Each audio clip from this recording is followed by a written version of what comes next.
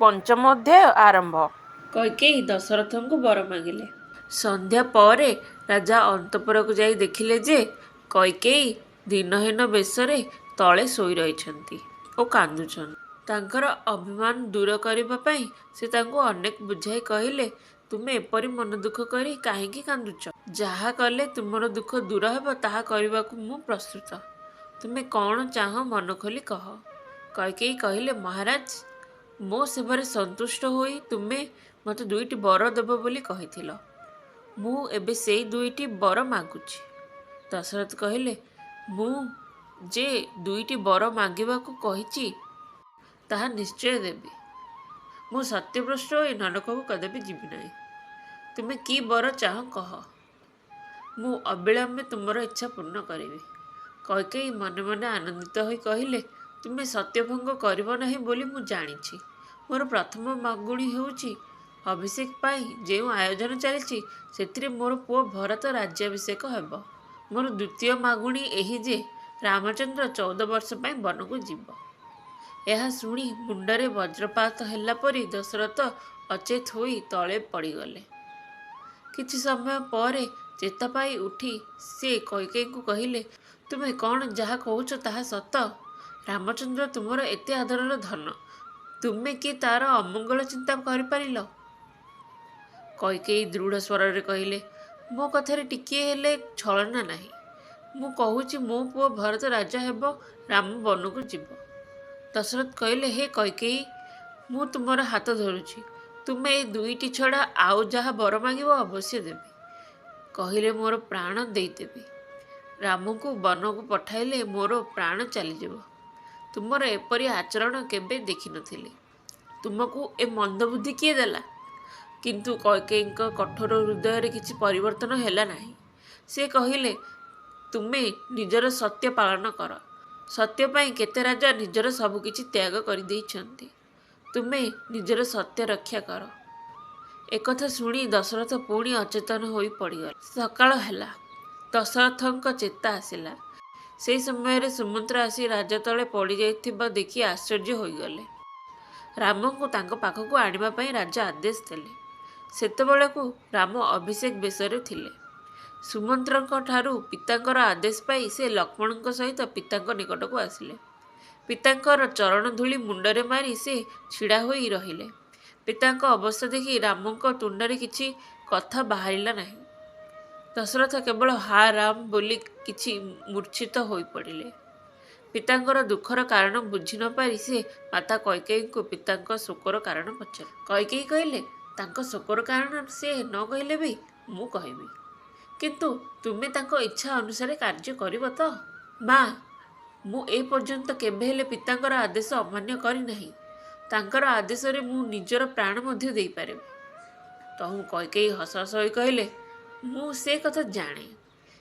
କେତେଦିନ ତଳେ ତୁମର ପିତା ମୋତେ 2ଟି ବର ଦେବାକୁ କହିଥିଲେ। ମୁଁ ଏବେ ସେଇ ବର 2ଟି ମାଗିଲି। ପ୍ରଥମ ବର ମୋର ପୁଅ ଭରତ ରାଜା ହେବ। ଅନ୍ୟ ବରଟି ହେଉଛି ତୁମେ ଜଟା ବାନ୍ଧି ବକଳ ପିନ୍ଧି 14 ବର୍ଷ ବନକୁ ଯିବ।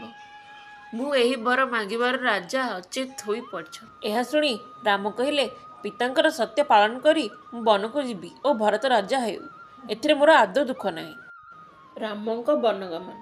ରାମ ଓ ଲକ୍ଷ୍ମଣ କୈକେୟୀଙ୍କ ନିକଟକୁ ଆସି କୌଶଲ୍ୟାଙ୍କ ନିକଟରେ ପହଞ୍ଚିଲେ। ରାମ ବାପାଙ୍କ ସତ୍ୟ କଥା କହି ବନକୁ ଯିବାକୁ ମାଙ୍କ ଅନୁମତି ମାଗିଲେ। ଏହା ଶୁଣି କୌଶଲ୍ୟା ମୂର୍ଚ୍ଛିତ ହୋଇପଡ଼ିଲେ। ସେ ଚେତା ପାଇ ଉଠି କାନ୍ଦି କାନ୍ଦି କହିଲେ, ବାପରେ, ତୋର ଏକଥା ଶୁଣି ମୋର ଛାତି ଦୁଃଖରେ ଫାଟି ଯାଉଛି। କାହିଁ ତୋର ଅଭିଷେକ ଆଉ କାହିଁ ତୋର ବନଗମନ? ତୁ ବନକୁ ଗଲେ ମୋତେ ମଧ୍ୟ ସଙ୍ଗରେ ନେଇଯାଅ। ତୁ ବନକୁ ଗଲେ ମୋତେ ମଧ୍ୟ ସଙ୍ଗରେ ନେଇଯାଅ। ରାମଚନ୍ଦ୍ର କହିଲେ, ମା, ସତ୍ୟ ରକ୍ଷା କରିବା ପରମ ଧର୍ମ। ମୁଁ ବନକୁ ଗଲେ ପିତାଙ୍କର ସତ୍ୟ ରକ୍ଷା ହେବ। ପତିଙ୍କର ସେବା ହେଉଛି ନାରୀଙ୍କ ଧର୍ମ। ତୁମେ ଏହିଠାରେ ରହି ପିତାଙ୍କ ସେବା କର। ମୋତେ ଆଶୀର୍ବାଦ କର। ମୁଁ 14 ବର୍ଷ ବନବାସ ଶେଷରେ ଯେପରି ପୁଣି ଅଯୋଧ୍ୟାକୁ ଫେରିଆସେ।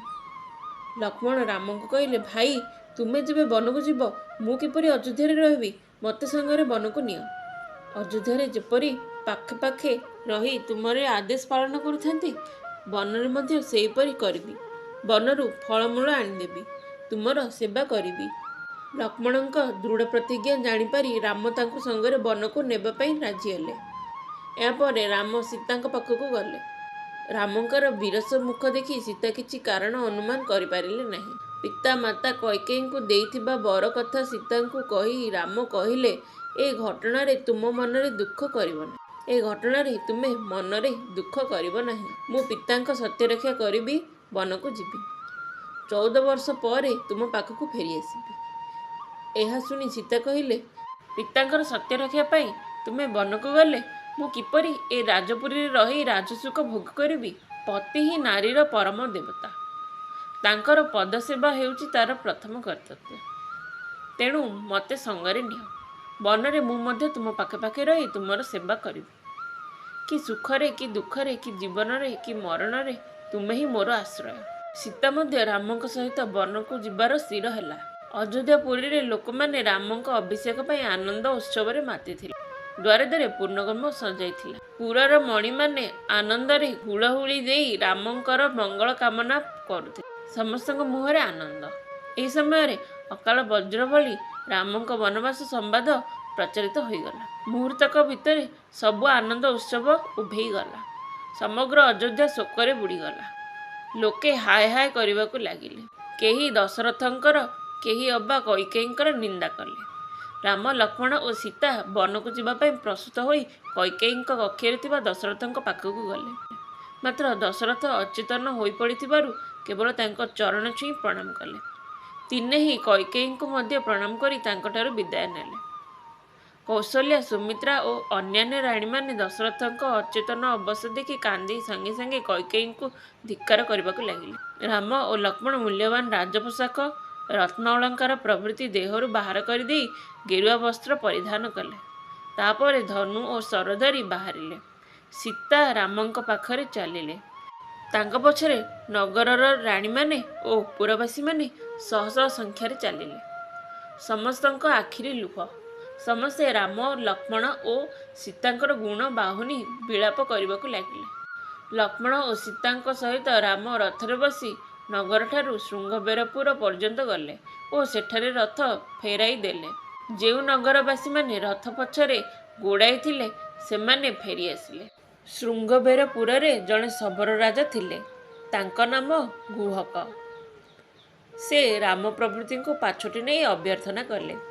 ତାଙ୍କ ନିମନ୍ତେ ବିବିଧ ଖାଦ୍ୟପେୟ ଓ ଶଯ୍ୟାର ବ୍ୟବସ୍ଥା କଲେ। କିନ୍ତୁ ରାମ ଏହା ଗ୍ରହଣ ନ କରି ଫେରାଇ ଦେଲେ। ବନବାସୀ ଭଳି ବନରେ ଫଳମୂଳ ଖାଇ ଓ ନଦୀର ଜଳ ପିଇ ସେମାନେ ତୃପ୍ତ ହେଲେ।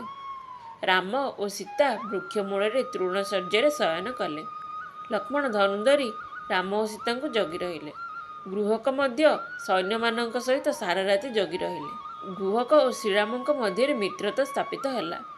ଏହିଠାରୁ ରାମ, ଲକ୍ଷ୍ମଣ ଓ ସୀତା ପାଦରେ ଚାଲି ଚାଲି ଯିବାକୁ ଲାଗିଲେ।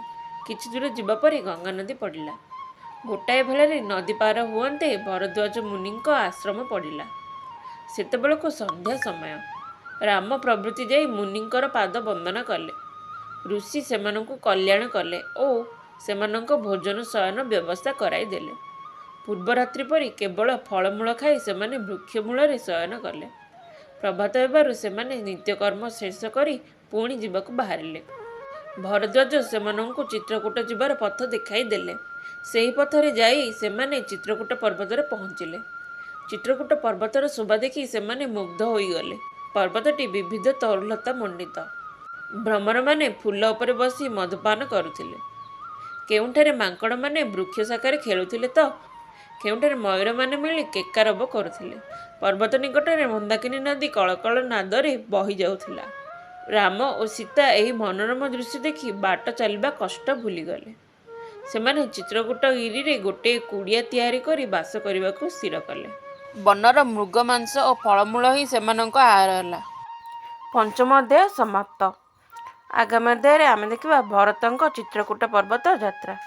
ଯଦି ଭିଡ଼ିଓଟି ଭଲ ଲାଗେ ଲାଇକ୍, ସେୟାର, ସବସ୍କ୍ରାଇବ୍ କରିବାକୁ ଭୁଲନ୍ତୁ ନାହିଁ। ପାଖରେ ଥିବା ବେଲ୍ ଆଇକନ୍କୁ ଦବାଇବାକୁ ଭୁଲନ୍ତୁ ନାହିଁ।